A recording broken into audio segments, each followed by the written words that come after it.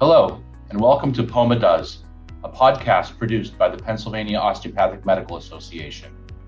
We provide a voice for osteopathic medicine and share insights on issues important to osteopathic physicians, residents, and students, as well as those who embrace the osteopathic philosophy.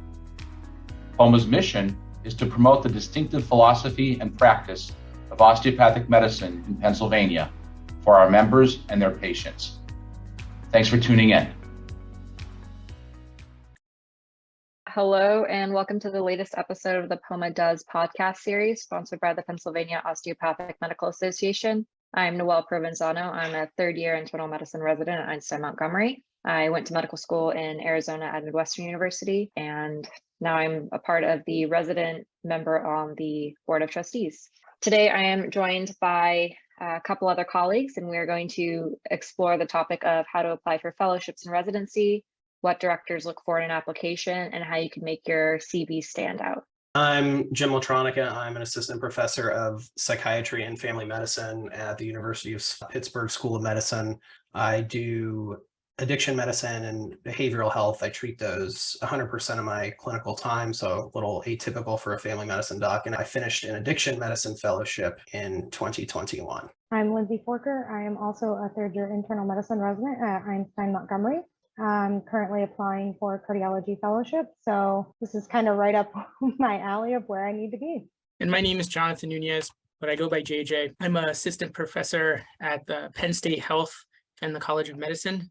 I am internal medicine trained and completed residency in 2011 at Yale and did ID fellowship in 2015. Prior to that, I worked for the Centers for Disease Control, mostly as outbreak response. And then currently one of my roles here is the interim APD for addiction medicine, but I do a lot with internal medicine residents for preparing for fellowship. All right, thank you guys for joining us today.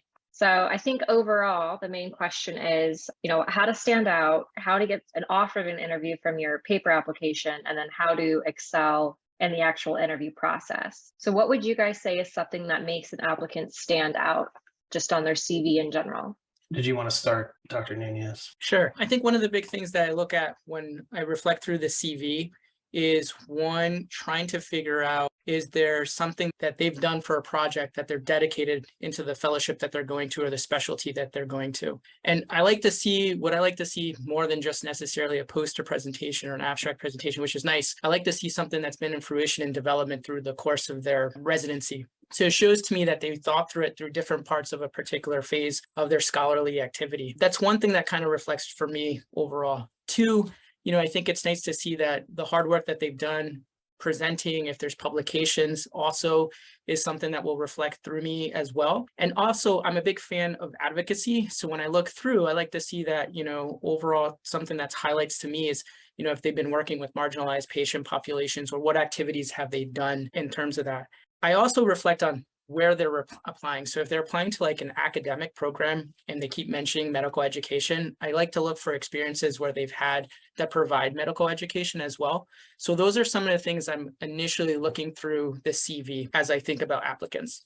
Yeah, I think those are all, to not just reiterate everything that Dr. Nunez has said. So specifically when I am looking at applications. And let me also note, your mileage may vary. Dr. Forker, I know you're applying for a cardiology fellowship, and what they're looking for may be different than what an addiction program director is looking for. Actually, if I had to pick two that were most disparately different, perhaps those two would be the two that are going to be most different. Absolutely. But all that's to say is I think there are some common themes that Dr. Nunez touched on. The other thing is, specifically since I'm a DO and speaking to what I look for, is not just, I don't necessarily look just for DOs, just for MD applicants, obviously, but DOs who have been involved with their various organizations. So, there's the American Society of Addiction Medicine, and then there's the American Osteopathic Academy of Addiction Medicine. And we know historically it can be tougher, whether it be the board's situation or applications or how the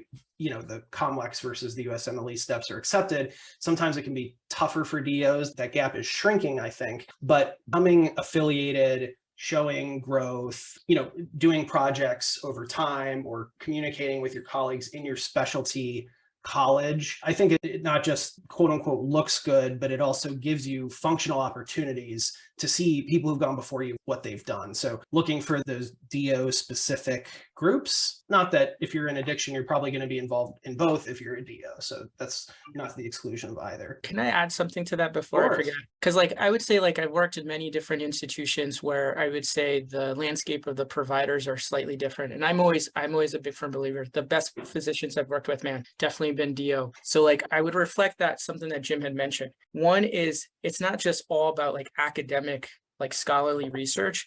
I think it's one, getting involved in your society. And I think the awesome thing compared to when I was a resident over 12 years ago was that there's all this social media. So there's podcasting, there's opportunities with journals for including with the residents to do reviews on particular type of topics within their field. There's so many different interesting ways to get involved.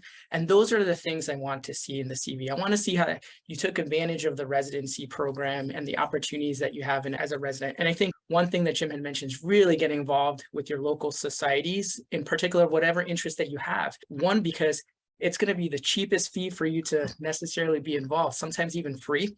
But also the really valuable opportunity from it too is the networking. So you're going to get so many awesome mentors and meet people in different career paths that I think it's really going to open those doors in the future when you're applying for fellowship. And I think the other thing is to see what they're doing, because you only really consider careers that you see.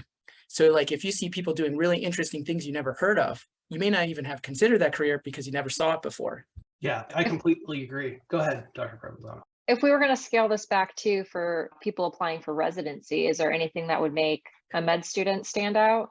Because it sounds like for a fellowship apps, you have to have research, you want to be involved in whatever subspecialty you're going into. Yeah, there's certainly a different valence in terms of what your interests are. And I think knowing how, even compared to 10 years ago, how tough it is to get into medical school and how hard it is to do all of the extra things. I graduated in 2017, and what I see these students having to do now is crazy. First of all, I think good program directors should keep that in mind. All of the additional things that medical students have to do, and residents, since they were a medical student or resident. I mean, it is literally indescribable unless you're really talking to these folks about what they're doing. So what I tend to look for are similar things, not necessarily specialty specific. I actually like when medical students say, I'm now, by the time you're interviewing and it's fourth year, you need to have an idea. But first and second year medical students who say, I really don't know what I want to do. I came from a similar background. I didn't know anyone in medicine. I was the second person in my family to go to college. I didn't know about the boards before I, got into medical school, all these things you have to take. So my view is a little different, but I tend to look for, what are the other things you're doing? If you're involved in medicine, you know that you probably should have to do research along the way because that's what's ingrained into us. But going to what Dr. Nunez was saying, I really look at those different experiences, your clubs and your society memberships, and having an interesting personal statement that's, again, it's a bunch of extra work you have to, there's always extra work, and keeping that in mind, but seeing, what's really driving you, because it's a really long path. You have to decide when you're really young, I think, that you want to be a doctor. And so having some sort of clear view on why you got into this and why you're continuing, as opposed to, I knew since I was 9, I wanted to be an orthopedic surgeon. That might be true for some people, but I kind of roll my eyes when I hear that, because that's probably not how it works for most people. That's what sounds nice. So a sense of genuine interest in what you're planning to do with the rest of your life, as opposed to any specific, one society, or you got this grade or this honor, I think is going to bode well in terms of your odds of becoming a well-rounded physician in the future. I was of the point where I thought I was going to be a veterinarian. So I actually didn't switch to medicine until the second, third. I was first generation to go to college, in my family, first to go to medical school. One thing before I moved to the med student track, one thing just to mention from applying for fellowships and specialties, I think one of the big things that really stands out to me in part of the application process is your letters of recommendation. So when we look through, probably the biggest thing I take a look through is that letter of recommendation. Does that person know you well? Because it's going to highlight and showcase the skills that you have for that particular specialty. And I always look at the program director letter, because there's things we can pick up from it to see if there's some overall concerns, or if the applicant's really generally interested in that necessarily field. So that's one thing I would always highlight. As part of the fellowship application, I'll get to the students in a second. I always think the nice thing is there's a part for hobbies. And I really say that might be a place to showcase some interesting facts about you, because it's going to make me stand out. When I'm reviewing 200, 300 applications for med school, or through fellowship, it's going to be hard for me to remember all those. But if I remember someone was like a puppeteer, that's going to come up and I'm going to remember that. And that's happened before. So that might be one part. So like, as you think about for fellowship is really thinking about those strong mentors and not only writing a letter, it's writing a strong letter. So like when you're asking is, hey, can you write a strong letter to endorse me? And always giving out, going like, hey, I know you may be busy. If you can't, then don't worry, because you don't want a tepid letter.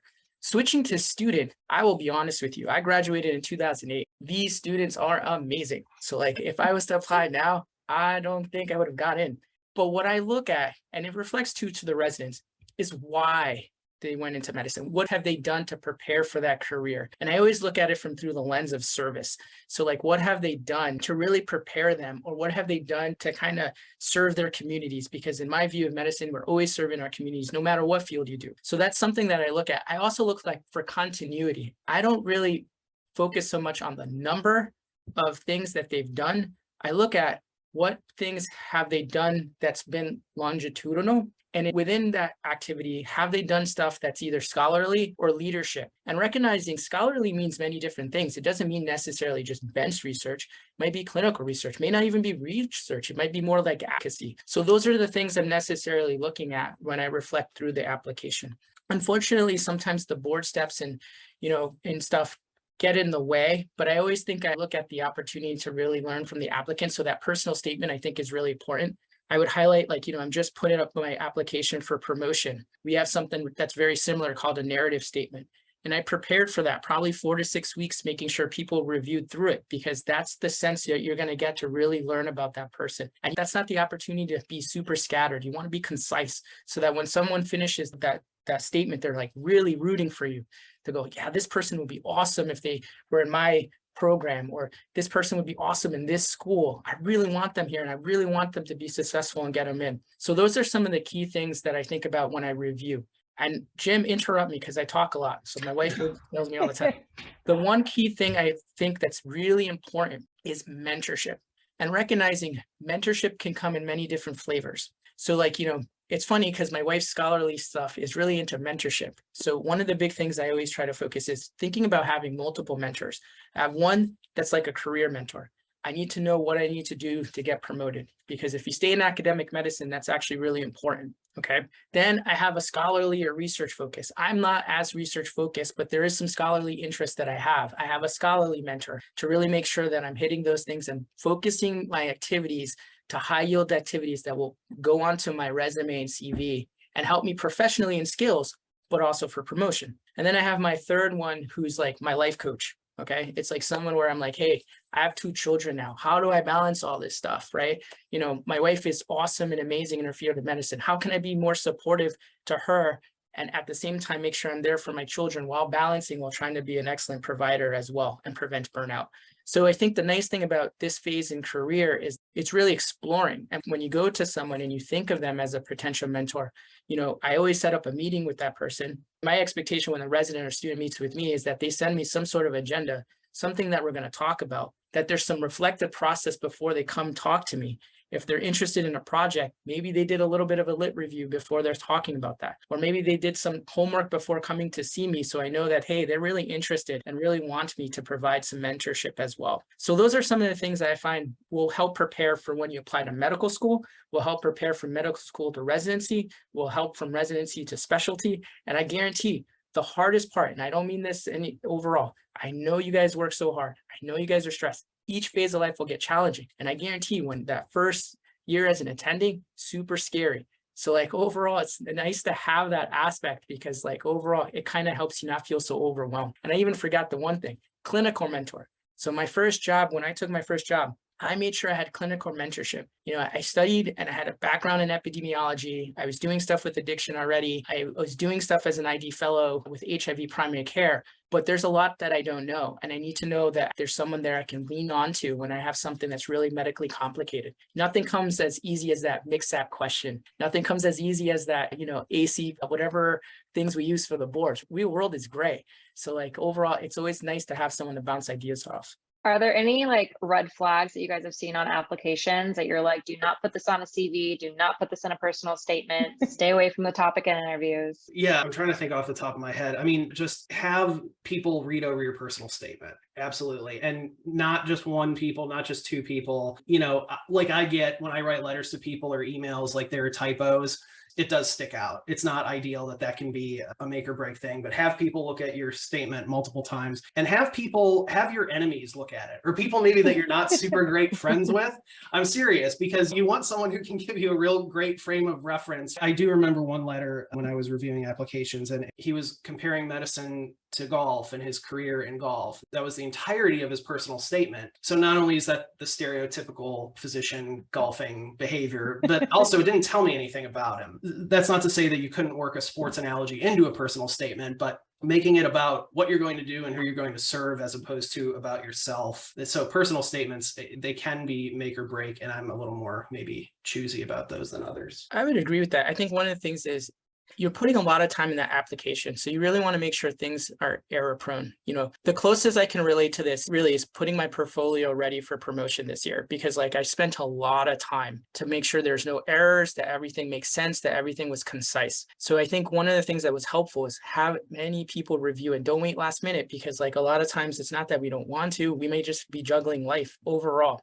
One thing to be fearful for is those letters. So I always tell people, make sure you know someone, because I read an application recently that they interviewed for a specialty, but the letters referenced another specialty, all three. So it made me really get a sense, did this person really want to do the specialty that they were applying to, or were they looking for another specialty? That to me is a red flag. One thing that's going to always come up, it's always going to come up to me if there's an interruption in training, and that's okay.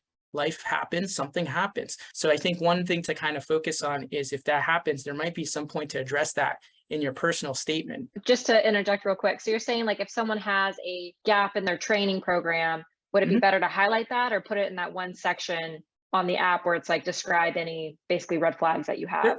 There is a part that's going to come up in the application, if I recall, that's going to be a moment for opportunity. But I think one of the big things is, what we really learn from that is really the growth, right? So what did you learn? What happened during that time that you learned that's going to make you a better provider for your next phase of training? So sometimes I mention it might be the opportunity to highlight that in your personal statement so that people get a better understanding. Now, some people may feel differently, but it's going to come up if it's not addressed. So for me, I think it's helpful, when reviewing through, I'm hey, all of us have emergencies that come up, it's okay. How long the journey takes to get to B matters less to me. I want to learn what you learned to get you there, because I think that's going to make you a better provider. I wanted to mention real fast, short version, because when I was younger, especially early in medical school, again, I didn't have a ton of connections. These things about mentors and how you do it, is there an official knighting ceremony? It was a completely alien world to me. And so there were probably people listening who are interested, but what is the very practical bit, or more likely, how do I get started? So I just wanted to give an example. I got into the field I got into and what sort of I've parlayed from one thing to next, if that would be useful. Dr. Provenzano. Yeah. So when I was a first year resident of family medicine, I knew I wanted a little more behavioral health background. Addiction was not in my purview necessarily at the time. I did an elective rotation at Western Psych with the person who's now my mentor. We did not have an official knighting ceremony or anything like that. It sort of developed over time. But when I rotated with her, there was a little end of rotation presentation. I didn't really know much about buprenorphine in general or opioid use disorder, but I read into it, and specifically how you manage it around the time when people are having surgery, which at the time, 5 years ago, there wasn't an expert consensus. So then I researched it more. Then I did a presentation at my hospital because the surgeons there had trouble managing that. And I said, well, here's what we know. There are no expert guidelines. So continued with that. And then by my second year of residency, I thought, I really like this. And so I did another elective rotation, continued. And that's when, once you show an interest, people will fall over themselves to give you opportunities. Everyone who does research loves to talk about their research. They will find a way to get you helping them with their research. But it was just from this one initial rotation where I wasn't even expecting an addiction psychiatry rotation that I ended up doing a fellowship, and those opportunities just by saying yes. You can't overburden yourself. I want to, highlight, I understand medical students and residents are busier now than I was as a medical student and a resident. But if you say yes to smaller opportunities, they parlay over time, you'll meet more people and you'll have those opportunities, even if you don't have the background. So don't despair. Don't feel like it's too late. I was not involved in medical societies, organized medicine in medical school at all. I just didn't have time to do much of anything in terms of extracurricular. It was really from second year of residency and on. So don't be concerned that it's too late or that you're doomed to not do a fellowship. Oh, and you don't have to do it. You can also get lots of experience in a field without doing a fellowship. So that's my little story there. I would echo that, Jim. I would say, like, looking back and reflective of my career in medicine, I think I worked hard, but I think it's a new generation now in residents of how scholarly they are. And I think that's reflective also through the med school as well.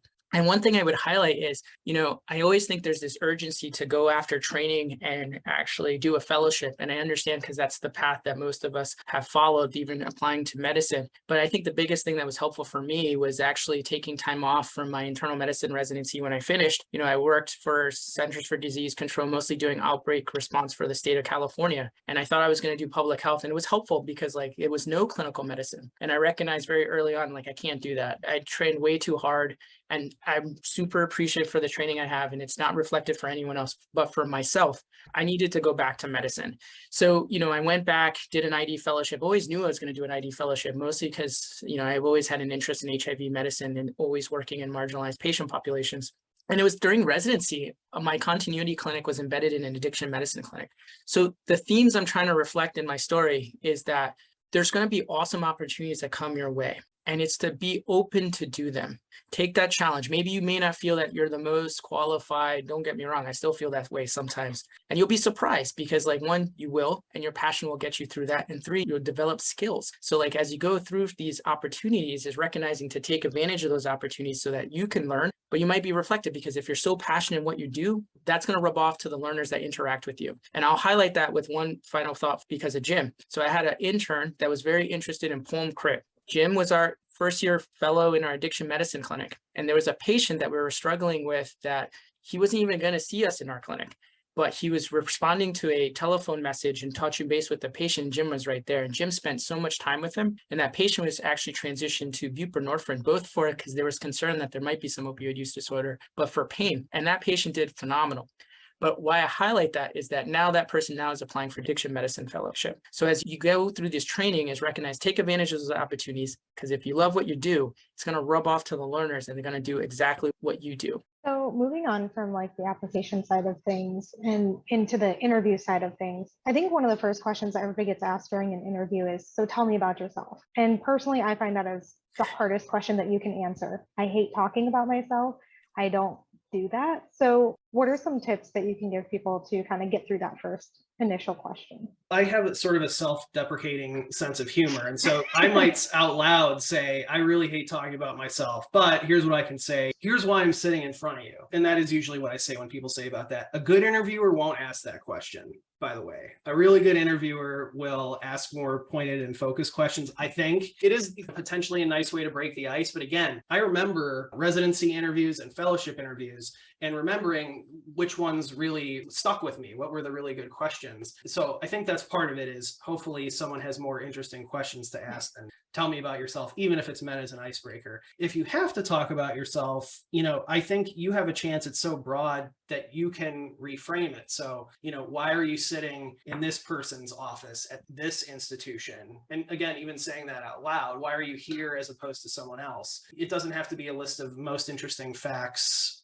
about you, but this is where you can really give a first impression and say, your core thesis. Why have you been doing this the whole time? Why have you gone through why in God's name are you doing more training instead of being an attending? That's where you can really, let either your passion, your humor, or both shine through. So I think you should think about reframing broad questions like that to your benefit and to your strengths. I would say that some flavor of that question is going to come. And Yes. I think the way I necessarily ask is, like, what skills do you want to learn from our fellowship that is going to bring you to the next level of your training? That's kind of what I'm getting a sense of. I want to get a sense of learning a little bit about what your passion is for that field of discipline that you're going to do. So I do try to ask a similar question in a different flavor. One thing I would say is just definitely mock interviews. If there's people who are offered to do mock interviews, because one of the things you want to make sure is your message is concise. You don't want to ramble. I'm not saying you want to read something verbatim. I want to have a lively conversation. So, like, I don't want to just have someone who's, I can tell, is like reading through a script. Not at all. But key points, because it's going to be asked. So what are, like, 3 things that really power yourself to do medicine, or like, what are 3 things that you do for passion, right? Like, what do you do for mindfulness and wellness? Those are things that typically I tend to ask. I always describe it as, if you're interviewing for the fellowship, you're qualified for the fellowship. I really want to get a sense if this is the best fit for you. Do we have the skills for you to develop what you're doing? And those are the things I would highlight. Like, what is it about our program? And I know it's not going technically to your answer, but it kind of highlights some of the stuff. Why are you applying to that program? Right. Especially if you have no geographic location. We're going to know that. We're going to get a sense for that. 2 is like, what skills, particularly about our program, is going to build the skills that you need, right? So like, for example, like I had someone, they listed something incorrectly, and I could tell that they just didn't look through the website. So like, those things are necessarily going to come up for me when I'm interviewing them. So I think they're going to ask it for you. So you might as well have at least 3 or 5 things to kind of talk about, and just have that as a little script, but not something that you can go, it's like bullet points. All right, I'm going to talk about that.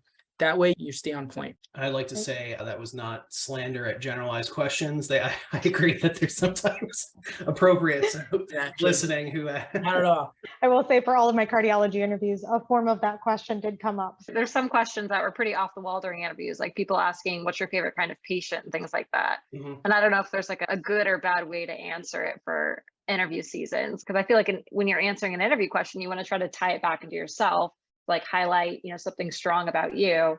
But when they ask more of these generalized questions, you're like, oh, I don't know which direction to go with. Sometimes I just ask a clarifying question if I need time to actually repeat it. I always play hey, can you repeat that question one more time? It gives me time.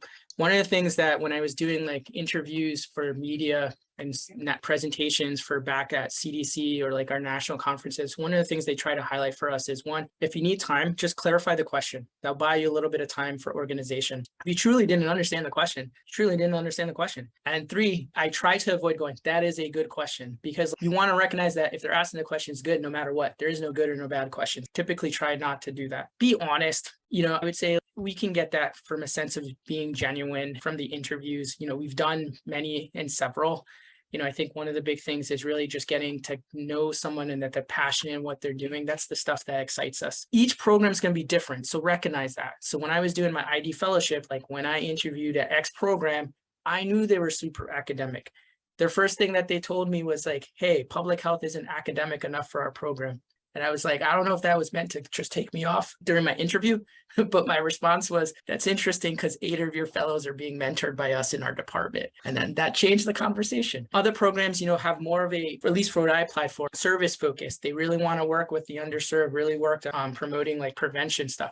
So like that might be highlighting. I wasn't going to do bench research. So recognizing that maybe applying to a program that's heavily into bench research might not be the right flavor for me. So like those are the things, as I tell people when you're preparing for your interview, to know those facts, because it's going to come up. If you're applying to a scholarly, very research focused program and you have no research experience, it's going to come up if they're interviewing you. And that might be an area for them, as you mentioned, like that might be a red flag for me, because, it's hard to develop that during a fellowship if you haven't had a passion for that. Another thing that kind of, I wouldn't say stumps me, but is an issue for me in interviews is when you go through, answer all their questions, and then they say, what questions do you have for me?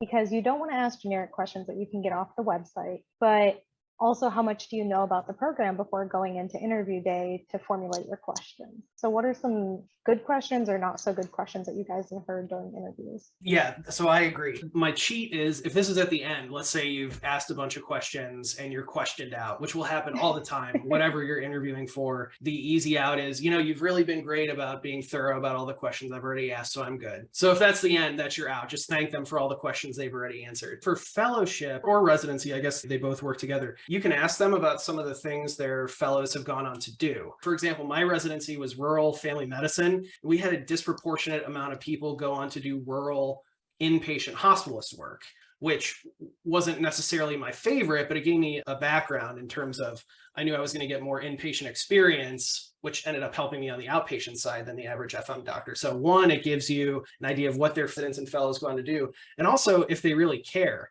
If they care, they're probably going to have a handful off the top of their head that they're really proud of or who did interesting things. And so that'll give you a sense of it can be hard to tell the sort of ambiance of a program and how supportive it is. But if the program directors are willing to sing the praises of their previous residents and fellows at length, I think that's a good sign in a lot of different ways. Yeah, I would say that a couple of things I usually, even for my part from doing something similar 3 years ago when we came and we were interviewing for jobs when my wife took the job as the program director for internal medicine here at Penn State. I think one is just recognizing the track of fellow, where have they gone on, what things have they done, what are some changes or expectations that you'll notice from the program, what things are they trying to think about for innovation or collaboration. So like, I think it also might overlap with what your scholarly pursuit necessarily might be. So like for some of the programs, I didn't have an MPH. So like some of the programs when I was interviewing was looking for the opportunity to get an MPH if I wanted to go to a program that provides it. The other thing for me was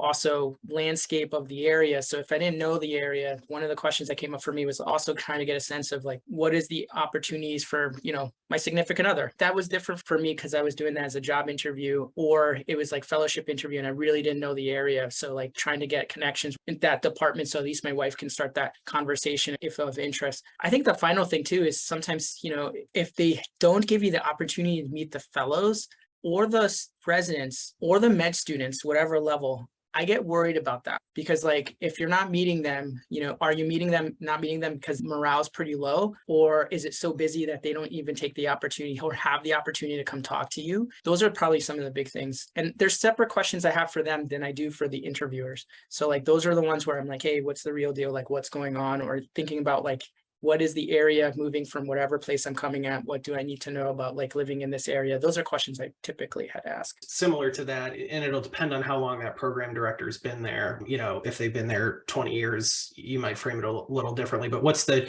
change to the program you're most proud of over the past X years? If they've been there 20, you might want to say 5. If they've been there 5, you may want to say since you started. Because if you've ever been part of a site survey by the ACGME, like they look at a million different things and you really have to have your I's dotted and your T's crossed, and there should be marked progress in terms of older programs don't have site visits like that like the newer ones do, but just knowing that they're keeping an eye out for feedback from the program surveys. Do you guys have any opinions on the classic thank you interviews after? So I think this year there's a lot of programs that said, do not send them. We don't want to hear from you, whether that be before the interview, after the interview, residency level, fellowship level, job level. So there's 2 schools of thought. I would say the newer change of the guard is that, we understand and appreciate you taking the time to talk to us, especially in a time where, probably you're fitting this in through your regular day or whatever rotation you had to switch off so that you can interview. That really is enough. We're not necessarily looking for letters. And like the big push from internal medicine, from residency and fellowship as well, is that we have no expectation. So that's not going to change our rank list. If someone goes, hey, thank you so much for this, I'm not going to be offended.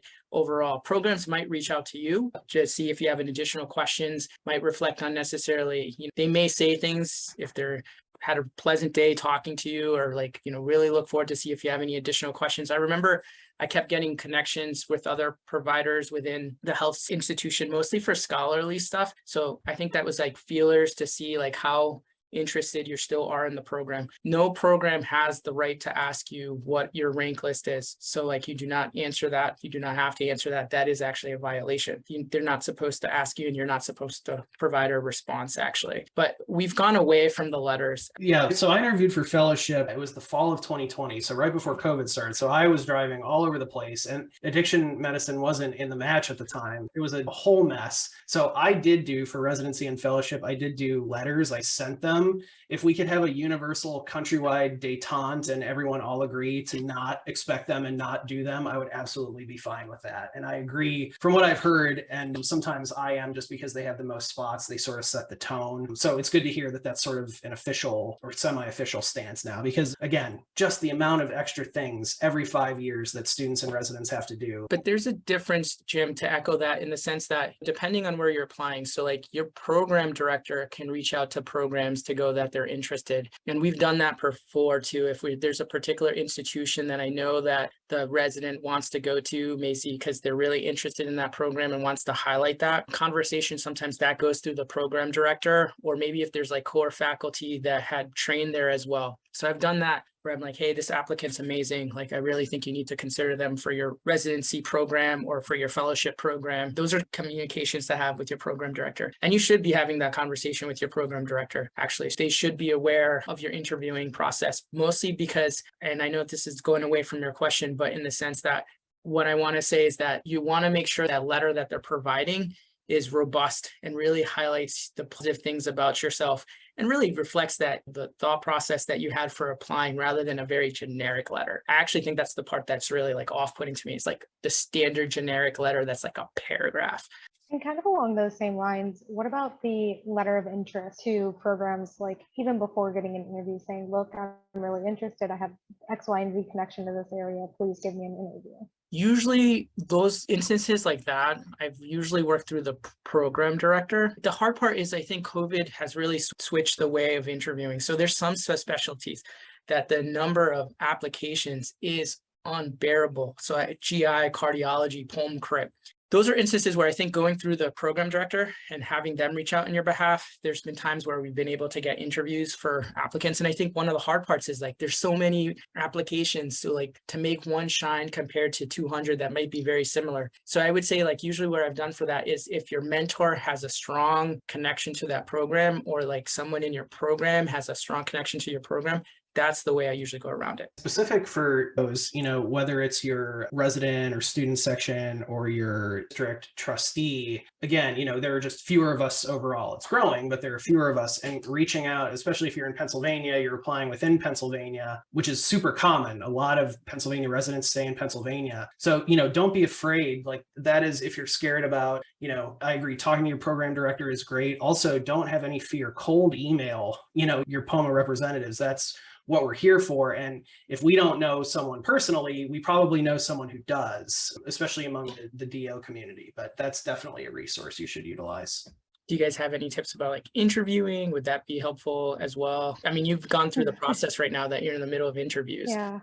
Well, I think the biggest change for me is when I was applying to residency, it was in-person interviews, whereas now we're doing all virtual interviews and just kind of making that adjustment of, oh, I now need a ring light. I need to make sure my background is good, all of that. Yeah, I would highlight those because like one of the big things is like making sure you have good internet. It's hard to have a conversation where there's a disconnection overall during the day. I think one is it's cool to have cool background art and stuff, but if you don't think it's appropriate that you don't even want people to know, then usually I just blur it. So like no one can see my Darth Vader poster in the background. But I think the other thing too that I would highlight is practice the interview, because there's some phenomenal applicants that I've had, both students and residents. They're awesome. And only if people got to know them, maybe personality wise, they're more mild mannered actually. So I think from a Zoom interview, when you're interviewing like how many applicants for a particular specialty, they may not come off and shine sometimes. And I always find that really, really sad, because I think if they met them in person, it would be a totally different interview. So I think some of the things is a little bit of practice, making sure that, that internet connection is strong, and making sure that you have the light. Actually, it's super helpful than necessarily being in the dark. Yeah. Don't try a new laptop that day. One big thing I noticed that I had trouble with some interviews is if you're talking to someone in person, you can kind of tell when they're about to start speaking. If it's via the internet, the lighting's not good, the sound's a little bit off from the connection. They'll say something and it doesn't come in until after I started talking. And then you're like apologizing on top of yourself. And you're like, oh no, they're going to think that I'm just like rude and talking over them. And really, it just had no idea they were saying anything. I would say that most of us have adjusted, right? No one thought we would go through this. Who would have thought we've gone through a pandemic? I would have to laugh in the sense that I came to Penn State as a new ID provider. I think they were very happy to have an extra infectious disease provider as we enter the pandemic. So I think like most people are typically super understanding. Maybe there's like the 0.1 that's not, but I think like most of us are understanding. One thing I think that's hard for you guys as you go through the application process is you don't get to see the institution. You don't get to see the area if you really don't know the area. So I think one of the things is when you're thinking about your questions or even thinking about your process for applying is if you really don't see yourself living in that place, I would double check if you really want to live there. And I would bring it up that it's very hard to live somewhere if you're not happy there and to be there for training. The training can be amazing, but it could be very difficult. So like I don't know why I kept applying to all the Manhattan programs. I don't know why I kept taking the interviews and keep going. I can't live in Manhattan. It would drive me crazy. So like overall, when you think about the application process, especially when it's limited to particular areas, you may want to get a better understanding, or you want to maybe take time to look at that community or area before your rank list. Is there a way that you've seen people kind of weed through applications, considering now most applicants are applying to every program just because they can? It's a click of a button now. You don't have to pay the money for a plane ticket and a flight, a hotel room and everything. Is there something that you can put on an application that would make you stick out to be like, hey, I really want to come to this particular institution and not just mass applying? Yeah, I think one of the big things sometimes when we're looking for geographic location. So like in a sense that, there's no reason why a person might go to this program in this area of the country might be a red flag for us unless it's kind of specifically mentioned in the application or even during the interview overall. During the application process, I think it's really challenging depending on the subspecialty that you're applying to. So then I think it's really showcasing all the scholarly work or the passion or the service work that you've done in that particular field. That's going to be the thing that kind of helps us when we're going through the initial phase of the applications. Each program has their own, like I'm trying to think of flavor of what they do, right? So for example, I think one of our big pushes in Penn State is really to be service connected. So when we're looking through those applications, what we're kind of looking through is like, what things have they done for like community service or service engagement? X program might be super research focused. They're going to focus on publications, and it's not just posters and abstracts and vignettes. It's really going to be like, hey, are you the first author? Actually, for a lot of these scholarly things, if there's been a continual thing, if it's, a school of like global health, if you're applying for global health and we have no global health, that's going to come off as a red flag for me because like there's no way, it's very hard to get you to go abroad in a 3-year period safely if there's no actual agreements with an institution abroad. So those are the things as you're recognizing is really getting a sense of what that program has to offer actually. And then with virtual interviews, I feel like things are a bit more impersonal, or it's really hard for me to feel as welcome as I did when I was interviewing in person. Is there any tips that you can give for fostering that in a Zoom interview? Jim, I did so much talking. It was all super insightful, and I really didn't have much to add. So I thought about this philosophically in general, because actually in 2020, that was the year the ACGME was supposed to start rolling out telehealth and all of its, I think, FM and IM residencies, at least, if not all of them. And thinking about how that would have played out without COVID, if there is any upside to a global awful pandemic, and there's really not, but the difference is that we had to roll out telehealth so fast that it would have taken, I don't know, JJ, you've been doing this longer, a decade to get to where we are now with the level at least. So what I would say is, I don't think there's a magic wand or a button to hit. I think continuing to do it, realize that everyone's learning along the way and during an incredibly stressful process. I understand, I remember it. You're going to overthink everything.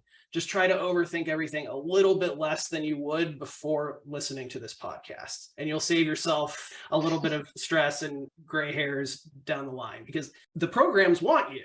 They want to fill their spots with great candidates, which you're all going to be.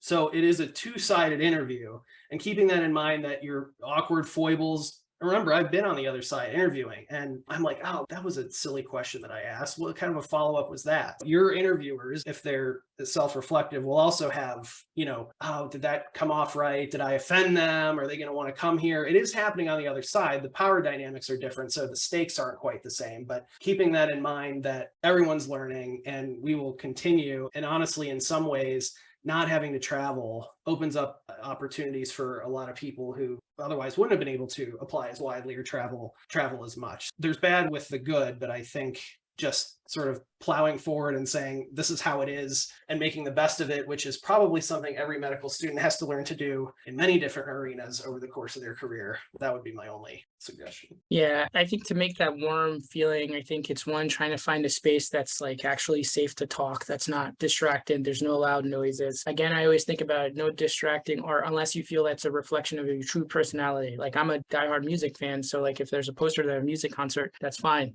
I might try to think of something that might be more appropriate than like, my favorite band is like Rancid. So I may not have that poster in front of, but like overall, nothing wrong with Rancid. But I'm just trying to think of, I don't want that to distract from the conversation that we're having, right? So like, I think those are some of the things that I try to focus on. I also say, take those moments of silence when you're thinking of a question. So don't feel like I ask you a question, you need to fire back an answer to me. I want a thoughtful answer. So I think sometimes those are opportunities where you can do some self-reflection on that answer. And it really stimulates as a conversation, right? So like I always tell people, I try to keep it as a conversation. because I digress a lot. My wife reminds me that a lot. So like overall, like try to, but there might be some people who may not have that. So like, I think one of the big things is, just to be comfortable. So you might as well make the space around you as comfortable as possible, right? Interviewing at your home, make sure you have good internet, and it might be a place that you feel comfortable. Don't sit in a place that's like uncomfortable for the next how many hours, right? Don't interview at a coffee shop, maybe not the best place. I've seen it. I'm not saying it's the best, but I've seen it. So I think overall, those are some of the things to try to make it as natural as possible in a not natural environment. I ended up getting this for a project, this microphone, but that is one thing to consider, is depending on what your sources are and what your connections are, is the audio quality can really make a difference, both in the delay and the timbre of your voice. So depending on, again, I know student loans and just financial things in general, but you can get a really good microphone for less than $100. And like, I've had this for 3 years now. This was initially for a project. So it could be, with how much we do things via remote, whether it's conferences or things like that, it could be both a short and long-term investment. Sometimes if you have Bluetooth headphones, even if they're wired, the quality just isn't all that good. So listening to yourself, recording yourself on your computer and hearing, do I like how this sounds? The same thing goes for the camera. Yeah, I think the same thing as much as the camera. I think also just recognizing borrowing stuff between peers. The program actually bought a lot of lights and cameras, just in case in the initial part. So for people who may not have a laptop, or we even have like work laptops that we'll lend to people for the interviews, actually. So you don't necessarily have to buy it. Gaming held it, like for the Xbox, maybe not the one I would use for interviews. I've seen it, but I'm just letting you know the things I've seen. So like overall, that didn't distract from our conversation. We had a lovely conversation. I did point it out during the interview, though. I know one of the most helpful things RPD did was set up mock interviews with all of teams, recorded part of it, and sent it back to us so that we could see, okay, the lighting isn't great. Maybe we need to change this, or maybe we need to fix the audio or whatever before our first interview. Well, I think that's all the questions we have today, unless you guys have any last minute pearls you want to say. Just be yourself. It's going to come off. So I think one of the big things is, what questions they're going to ask, in the sense like, it's going to come as a form of why here, why the field that you do. Having a thoughtful reflection answer is helpful, because it's going to come off and it's going to keep that conversation going. There's also going to be a question about hobbies and wellness. So especially I think since burnout and COVID is so high. So I think one thing to kind of reflect to is like, what things make you happy? Like, what things do you balance your life and career with the career in medicine? Those are probably things I would think about. Have fun. I agree. I also think, not in a Gunny Gunnarsson sort of way, but we've grown accustomed to, measuring ourselves against our peers and our colleagues. And especially during these stressful times when you're, medical school to residency to fellowship, it's good to remember, and sometimes it's nice to hear it. You're really good at what you do. You've made it this far. Want additional training. People want to train you. So keeping that in mind, that you're good at what you do, you're valued, someone's going to accept you. You're going to get a spot. I can't say with 100% certainty, but you've made it this far, and just continuing and remembering how many other people either don't have the opportunity or don't have the passion that you have. I think it's good to remember while we're doing this and while we are comparing and, submitting our CVs, that we are doing this for a reason, and you've already done so much. So don't get too down. One last thought I had, and not to digress or add more. One thing that I've not been reflective that's been helpful is, let's say for someone who does not unfortunately match. So then one of the things that I found that's been helpful is, sometimes reaching out to that program and just asking for like advice of what things that they can develop their portfolio more. And I found that for some of the applicants, especially for high, really specialized competitive fields, it helps them kind of reset what to kind of fix on their portfolio. And granted, 5 years ago might have been like super easy to get in. With the number of applications that they're seeing for some subspecialties, sometimes it's really hard to kind of pick through and get everybody necessarily involved. So I always found that that's helpful too. We're here to help. Well, I'd like to thank each of you guys for your time and giving us a look into the other side of the application process. If any of the listeners have any feedback or episode ideas, please email POMA@POMA.org, and be sure to subscribe to the POMA Does podcast series on your favorite podcast platform or POMA's YouTube channel. We will see you next time. Thank you for joining us for this edition of POMA Does. Be sure to subscribe to POMA Does wherever you listen to your podcasts, and tell your friends and colleagues to tune in. Learn more about osteopathic medicine and POMA on our webpage, www.poma.org, and join the conversation on social media. We're on Facebook, Instagram, LinkedIn, Twitter, and YouTube, or email us at poma@poma.org. We'd love to hear from you. Join us next time for another edition of POMA Does.